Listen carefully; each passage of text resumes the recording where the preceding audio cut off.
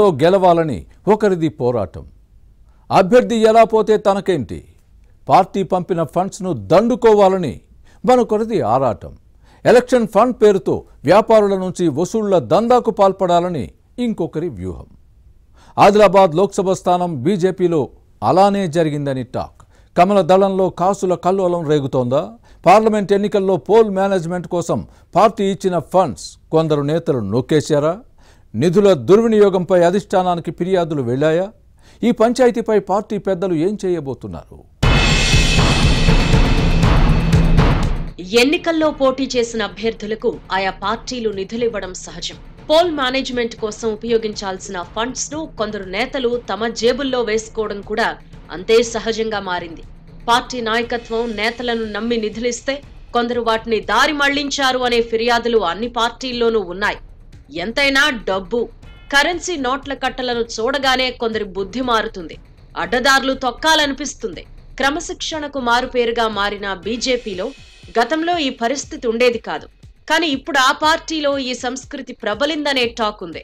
ఆదిలాబాద్ లోక్సభ స్థానంలో ఇదే జరిగిందని వాదనలున్నాయి. ఈ సీటులో బీజేపీ వరుసగా రెండోసారి గెలిచింది. ఆ పార్టీ అభ్యర్థి గొడం నగేష్ విజయం సాధించారు. ఇంతవరకు బాగానే ఉంది. ఇక్కడే ఓ ట్విస్ట్ ఉంది. పార్టీ పంపిన నిధుల అంశం రగడకు దారితీస్తోంది. కొందరు నేతలు కోట్ల నిధులను దారి మళ్లించారట. దీనిపై ఒకరిద్దరు పార్టీ ఎమ్మెల్యేలు అధిష్టానానికి ఫిర్యాదు చేసినట్టు సమాచారం. ఎన్నికల నామినేషన్ ప్రక్రియ మొదలు ఓట్ల కౌంటింగ్ వరకు జరిగిన అన్ని ఖర్చులపైన నివేదిక ఇచ్చినట్టు సమాచారం. ఓ కీలక నేతను నమ్మి పార్టీ అప్పగించిన డబ్బును ఆయన నొక్కేశారనే చర్చ కమలదళంలో హాట్ టాపిక్ గా మారింది. వచ్చిన డబ్బులను వచ్చినట్టుగా దాచుకున్నారు అనే అంశం పార్టీలో రగడ సృష్టిస్తోంది. వాస్తవానికి ఎన్నికల ఖర్చు కోసం బీజేపీ అధిష్టానమే కొంత మొత్తం నిధులు ఇస్తుంది. కానీ గతంలో ఎన్నడూ లేని విధంగా ఈసారి ఫండ్స్ పంపిందనే టాక్ ఉంది.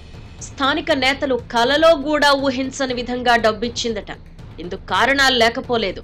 ఉత్తరాదిలో భారీగా సీట్లను కోల్పోతామని ముందుగానే అంచనాకొచ్చిన జాతీయ నాయకత్వం దక్షిణాదిలో గెలిచే అవకాశం ఉన్న నియోజకవర్గాలపై దృష్టి పెట్టింది. ఈ క్రమంలో అక్కడ పోల్ మేనేజ్మెంట్ కోసం ప్రత్యేక ఇన్ఛార్జీలను నియమించి వారి చేతికి సొమ్ము అందజేసిందట. అయితే ఇన్ఛార్జీలతో కుమ్మక్కై కొందరు నేతలు అక్రమాలకు పాల్పడ్డారు అన్న ఆరోపణలు గుప్పుమన్నాయి. ఆదిలాబాద్ బీజేపీ అభ్యర్థి నగేష్ కు తక్కువ ఓట్ల మెజారిటీ వచ్చింది. పార్టీ పంపిన నిధులను సక్రమంగా ఖర్చు చేసి ఉంటే 3 లక్షల పైచిలకు ఓట్ల మెజారిటీ వచ్చి ఉండేదని చెబుతారు. పోల్ మేనేజ్మెంట్ లో వైఫల్యంపై ఢిల్లీ పెద్దలకు ఫిర్యాదులు వెళ్లినట్టు సమాచారం. ఆదిలాబాద్ పార్లమెంట్ స్థానం పరిధిలో బీజేపీకి 4 ఎమ్మెల్యేలున్నారు. పార్టీ శాసనసభ్యులు లేకపోయినా ఖానాపూర్, బోధ్ అసెంబ్లీ నియోజకవర్గాల్లో బలమైన నాయకత్వంతో పాటు ఓటు బ్యాంక్ ఉంది. అయినా కొన్ని నియోజకవర్గాల్లో పెద్దగా ఓట్లు రాకపోవడంతో నిధులు నొక్కేశారు అనే అనుమానాలకు బలం చేకూరుతోంది. నిర్మల్, ముథోల్ అసెంబ్లీ సీట్ల పరిధిలో మాత్రమే బీజేపీకి భారీ మెజారిటీ వచ్చింది. అటు ఖానాపూర్లో మాజీ ఎంపీ రమేష్ రాథోడ్, ఇటు సిర్పూర్లో ఎమ్మెల్యే పాల్వాయి హరీష్ బాబు కాంగ్రెస్ ను కట్టడి చేసి మెజారిటీ సాధించారు.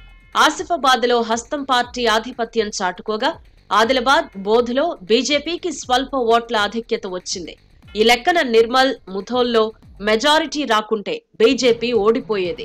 నిధులు ఎక్కువగా ఇచ్చిన నియోజకవర్గాల్లో ఓట్లు ఎందుకు రాలేదో అధిష్టానమే పరిశీలించాలని కొందరు ఎమ్మెల్యేలు కోరుతున్నారట.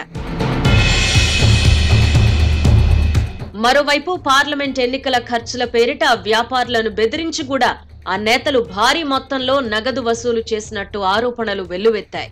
ఈ వ్యవహారంలో 3 ముఖ్య నేతల పాత్ర ఉందని అప్పట్లో బీఆర్ఎస్ ఆరోపించడం రాజకీయ రచ్చకు దారితీసింది.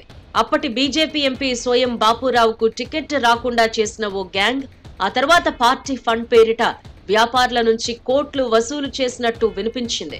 ముఖ్యంగా ఆదిలాబాద్, ఇచ్చోడా ప్రాంతంలోని జిన్నింగ్ మిల్లుల వ్యాపారుల నుంచి ఎక్కువగా గుంజినట్టు సమాచారం.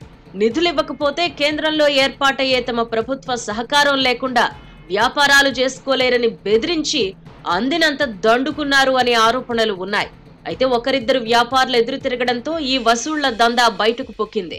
ఈ వ్యవహారంపై కూడా బీజేపీ అధిష్టానానికి ఫిర్యాదులు అందాయట. బీజేపీలో వసూళ్ల గ్యాంగ్ గుత్తాధిపత్యంపై ఇతర ఎమ్మెల్యేలు, ముఖ్య నేతలు కూడా తీవ్ర అసంతృప్తితో రగిలిపోతున్నారు అని సమాచారం. అందుకే నిధులు మింగేసిన నేతలతో పాటు వ్యాపారుల ముక్కుపిండి నిర్బంధంగా కలెక్ట్ చేసిన నాయకులు కిక్కురుమనడం లేదని టాక్. ఇలాంటి వారి విషయంలో అందిన ఫిర్యాదులపై పార్టీ నాయకత్వం స్పందిస్తుందా? విచారణ జరిపించి నేతలు నొక్కేసిన పార్టీ ఫండ్స్ ను కక్కిస్తుందా? వసూళ్ల దందాకు పాల్పడిన బీజేపీ నేతలపై చర్యలు తీసుకుంటుందా అనే ప్రశ్నలు వస్తున్నాయి. మరి ఏం జరుగుతుందో చూడాలి.